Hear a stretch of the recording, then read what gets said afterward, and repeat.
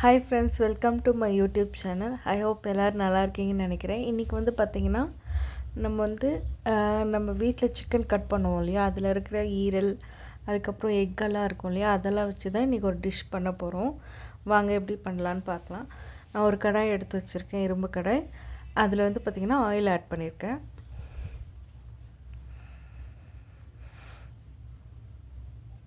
இப்போ ஆயில் சூடாயிடுச்சு. நான் வந்து கருவேப்பிலை போட்டுக்கிறேன். நான் சொன்னேன் இல்லையா, ஈரல், அதுக்கப்புறம் பார்த்திங்கன்னா முட்டை, ஸோ இந்த மாதிரி ஐட்டம்ஸ் தான் எடுத்து போட்டிருக்கேன். அதுலேயே வந்து பார்த்திங்கன்னா இஞ்சி, பூண்டு, பட்டை, லவங்கம், அதெல்லாம் வந்து வெங்காயம், இதெல்லாம் அரைச்ச பேஸ்ட் வந்து மிக்ஸ் பண்ணி வச்சுருந்தேன். அதோடு சேர்த்து தான் அதுக்குள்ளே போட்டிருக்கேன்.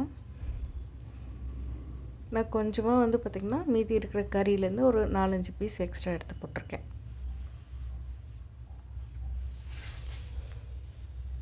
இப்போ நல்லா வதக்கி எடுத்துக்கலாம். முட்டை பையெல்லாம் இருக்கும், ஸோ அதெல்லாம் எடுத்து நீங்கள் இந்த மாதிரி தனியாக செஞ்சு சாப்பிட்டிங்கன்னா டேஸ்ட் வந்து இன்னமும் நல்லாயிருக்கும்.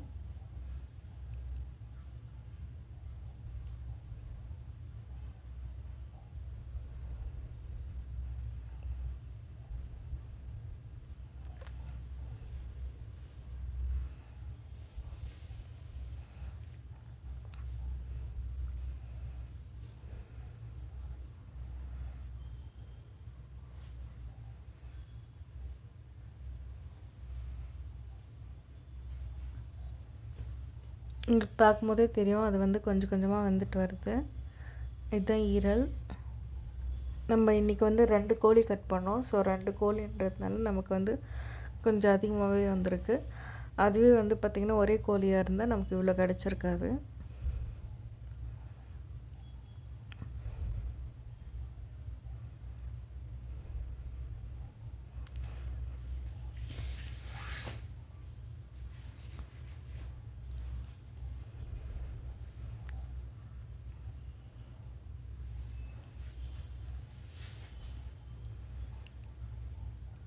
இந்த மாதிரி நல்லா அது வந்து நம்ம தண்ணி எதுவுமே ஆட் பண்ணக்கூடாது. இந்த மாதிரி எண்ணெயிலே வந்து நம்ம வந்து வதக்கி எடுத்துக்கலாம்.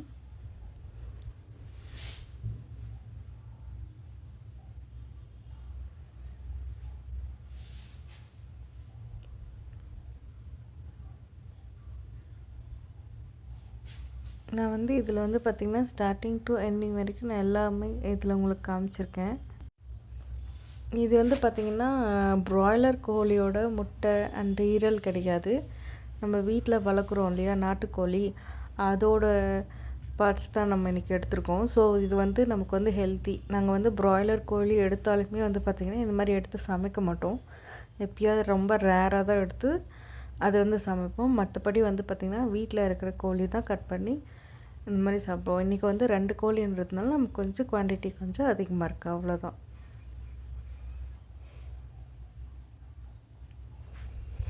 பாருங்கள், நான் வந்து தண்ணி ஊற்றவே இல்லை. நான் அதிலே வந்து நல்லா மிக்ஸ் பண்ணி நம்ம அந்த இஞ்சி பூண்டு பேஸ்ட் போட்டிருந்தோம் இல்லையா, அதுலேயே நான் இப்போ நல்லா வதக்கி எடுத்திருக்கேன்.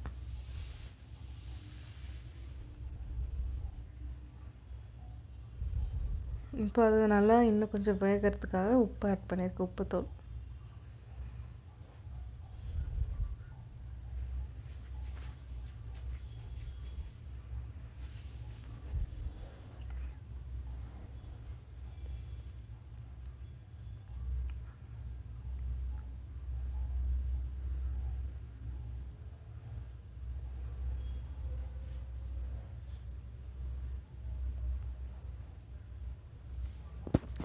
வீட்டில் அரைச்ச குழம்பு மிளகாத்தூள்.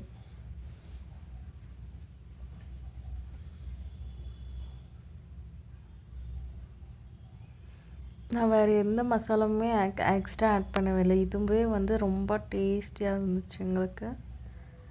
நீங்களும் எப்போயாவது சிக்கன் உங்கள் வீட்டில் வந்து கட் பண்ணிங்கன்னா இந்த பார்ட்ஸ் மட்டும் எடுத்து சமைச்சு பாருங்கள். உண்மையாகவே ரொம்ப சூப்பராக இருக்கும். அதுவும் வந்து பார்த்திங்கன்னா இப்போ வயசானவங்களாம் இருக்காங்க இல்லையா, அவங்களால கடிக்க முடியாது. பட் சிக்கன் இந்த மாதிரி நாட்டுக்கோழியில் சாப்பிட்ணும் அப்படின்னா நம்ம ஓவராலாக எல்லாத்தையும் வந்து குழம்புல மிக்ஸ் பண்ணிட்டோன்னா நமக்கு கிடைக்காது.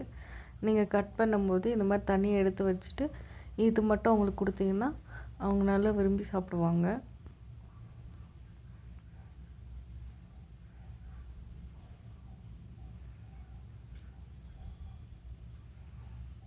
இப்போ நாட்டுக்கோழியில் எடுத்து நம்ம இது சமைக்கிறோம், ரொம்பவே இது நல்லது நம்ம உடம்புக்கு.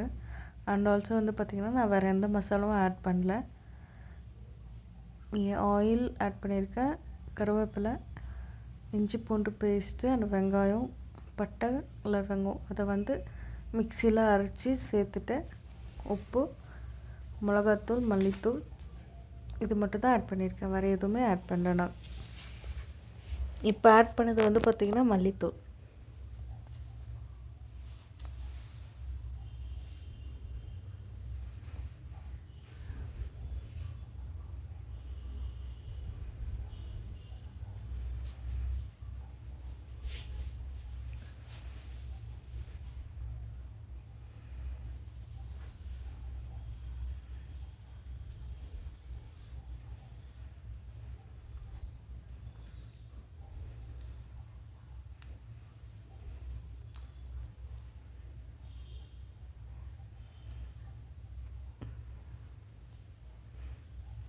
இப்போ வந்து கொஞ்சம் சிம்மில் வச்சு நம்ம வறுத்துக்கலாம். பிகாஸ் வந்து பார்த்திங்கன்னா அது அடி பிடிச்சிருச்சுன்னா அந்த இஞ்சி பூண்டு பேஸ்ட்டோட அந்த விழுதெல்லாம் இருக்குது இல்லைங்களா, அது வந்து கொஞ்சம் கருகின மாதிரி ஆகிடும். அந்த மாதிரி ஆச்சுன்னா டேஸ்ட்டே நமக்கு சேஞ்ச் ஆகிடும். ஸோ அந்த மாதிரி வராமல் இருக்கணும் அப்படின்றதுனால நான் வந்து பார்த்திங்கன்னா சிம்மில் வச்சு இப்போ வறுத்துக்க போகிறேன்.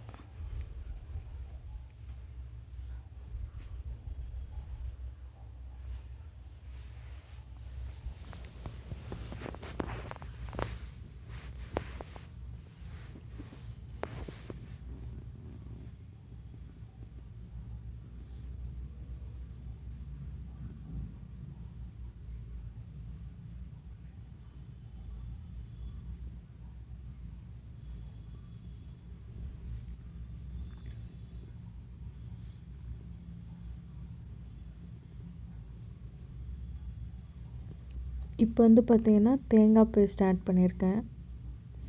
இது வந்து பார்த்திங்கன்னா ஆப்ஷனல் தான், உங்களுக்கு வேணும்னா ஆட் பண்ணிக்கோங்க, இல்லைன்னா வேண்டாம்.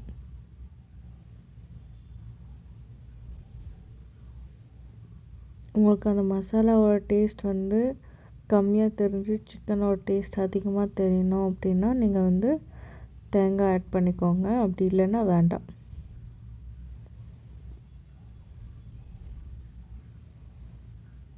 அந்த தேங்காய் அரைச்சி வச்சுருந்தோன்னே அதில் வந்து கொஞ்சம் லெஃப்ட் ஓவர் இருந்ததில் அதில் நம்ம தண்ணி ஆட் பண்ணியிருக்கோம், அவ்வளோதான். அந்த தண்ணி மட்டும் தான் ஆட் பண்ணியிருக்கேன்.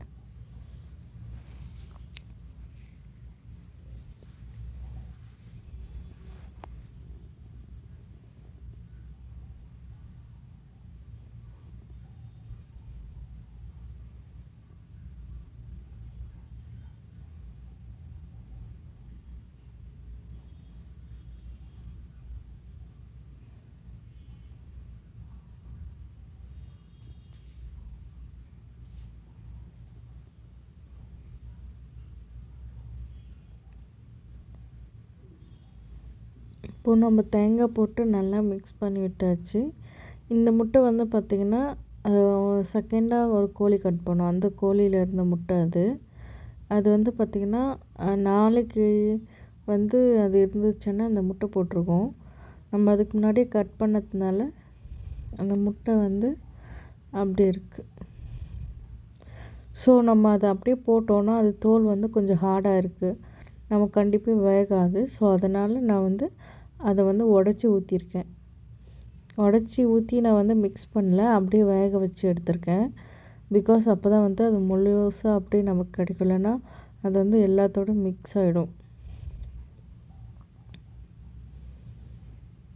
நான் எண்ணெய் கம்மியாக தான் விட்டேன். இவ்வளோ எண்ணெய் வந்து எப்படி தெரியுதுன்னா ஒரு கோழியில் வந்து நிறைய வந்து கொழுப்பு இருந்துச்சு.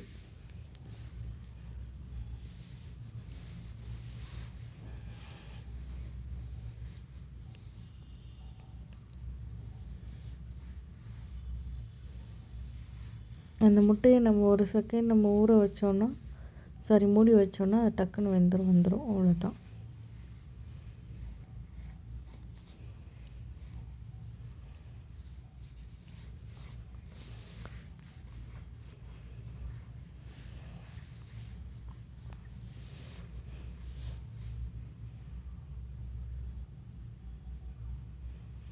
இதை வந்து இப்போது நல்லா மூடி எடுத்துக்கலாம். அது நம்ம மூடி வச்சிருந்தா தான் அது வந்து கொஞ்ச நேரம் வந்து கொஞ்சம் சீக்கிரம் ஆல்ரெடி எல்லாம் வெந்திருக்கு. அந்த முட்டை உடச்சி ஊற்றணும் இல்லையா, அது வந்து வேகட்டும். இப்போ வந்து பார்த்திங்கன்னா உங்களுக்கு தெரியுது, நல்லாவே தெரியுது அது வெந்திருக்கு அப்படின்னு சொல்லிட்டு.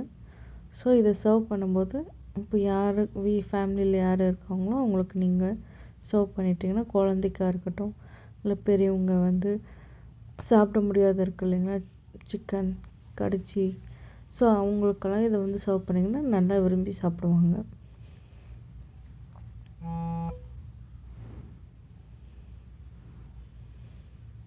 அவ்வளோதான், ரெடி ஆகிடுச்சு. நீங்களும் வீட்டில் இந்த மாதிரி செஞ்சு பார்த்துட்டு எப்படி இருந்துச்சுன்னு எனக்கு சொல்லுங்கள். இதோட டேஸ்ட் வந்து பார்த்திங்கன்னா உண்மையிலேயே வந்து ரொம்ப சூப்பராக இருக்கும். நீங்கள் வந்து ஒயிட் ரைஸ் இல்லை இட்லி தோசை அதோட கூட நீங்கள் இந்த கிரேவி ப்ளஸ் இது அந்த பீசஸோடு நீங்கள் சாப்பிட்டு பார்க்கலாம். ரொம்ப டேஸ்டியாக இருக்கும்.